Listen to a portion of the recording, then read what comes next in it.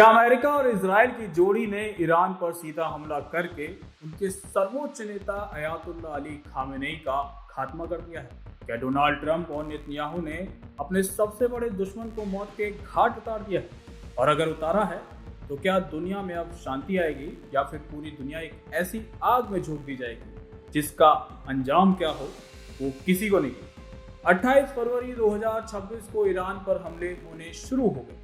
Iran पलटवार कर रहा है, कतर से लेकर जॉर्डन तक मार रहा है। दुनिया के 3 बड़े देश इजराइल, अमेरिका, ईरान 3 अलग अलग ऑपरेशंस चला रहे हैं। इन ऑपरेशन में दिन भर में सैकड़ों लोग मारे गए हैं, लेकिन सैकड़ों लोगों के मारे जाने के बीच में जब ये खबर आई कि ईरान के सबसे बड़े रहनुमा का अंत हो गया, तो इस खबर ने दुनिया की सांसें रोक दी। अमेरिका के राष्ट्रपति डोनाल्ड ट्रंप और इजराइल के प्रधानमंत्री बेंजामिन नेतन्याहू दोनों कह रहे हैं कि हमने अपने सबसे बड़े दुश्मन और एक बड़े शैतान को मार गिराया है। वो कह रहे हैं कि हमने शैतान के साथ साथ उसके खानदान को भी मार डाला है। और अब ईरान की मीडिया ने भी खुद कंफर्म कर दिया है कि उनके सुप्रीम लीडर मारे जा चुके हैं और इस हमले में उनकी बेटी और नाती के मारे जाने की भी खबर। टीवी प्रेजेंटर ने रोते हुए खामेनेई की मौत की खबर सुनाई और बताया कि ईरान में 40 दिनों का शोक रहेगा और 7 दिनों की छुट्टियों की घोषणा की।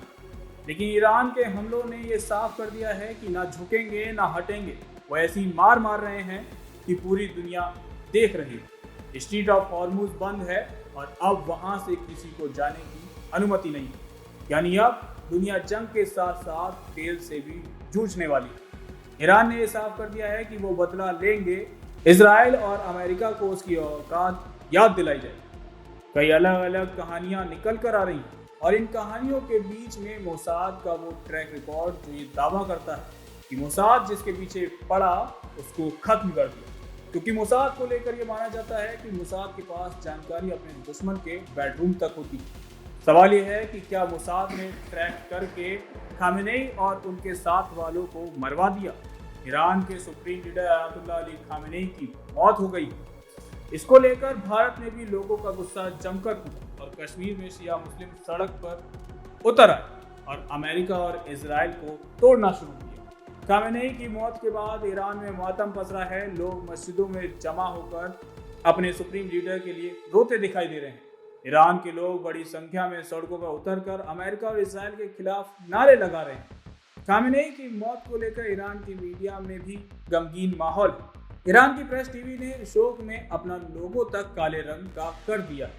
वहीं ईरान की ताकत और खामेनेई का गुरूर कहे जाने वाली IRGC ने खामेनेई की शहादत की घोषणा के बाद एक बयान में कहा कि ईरानी राष्ट्र ने एक महान नेता खो दिया है जो घमंडी ताकतों के खिलाफ साहस और अल्लाह के रास्ते में की गई कोशिशों के लिए अपने युग में अद्वितीय थे।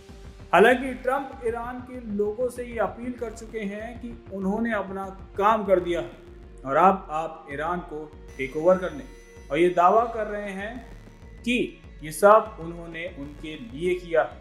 लेकिन सवाल है कि बेगुनाह बच्चों के स्कूल पर हमला करना, किसी बेगुनाह की जान लेना क्या सही है? ट्रंप ये राग बार बार अलापते हैं कि वो नोबेल के हकदार हैं और उन्होंने कई जंगें रुकवाई, लेकिन वेनेजुएला को लेकर आप क्या कहेंगे? और अब ईरान, क्या कुछ ऐसा अगर पुतिन जेलेंस्की के साथ करते या चीन ताइवान के साथ ऐसा कर दे तो क्या उन्हें आप रोक पाएंगे?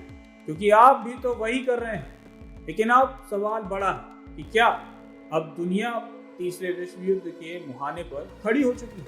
क्या अब सिर्फ तबाही का मंजर देखना बाकी है? क्योंकि ईरान ने तो साफ कर दिया है कि वो पीछे नहीं हटने वाला। एक अकेले ईरान ने अमेरिका, इजराइल समेत पूरे इस्लामिक वर्ल्ड पर हमला बोल दिया है और एक साफ कर दिया है कि अमेरिका इजराइल की दादागिरी नहीं चलेगी। बहरहाल अब देखना यह है कि क्या मिडिल ईस्ट की आग में अब पूरी दुनिया चलने वाली है। आपको क्या लगता है? कमेंट में राय अपनी जरूर बताएं। ब्यूरो रिपोर्ट, जनतंत्र।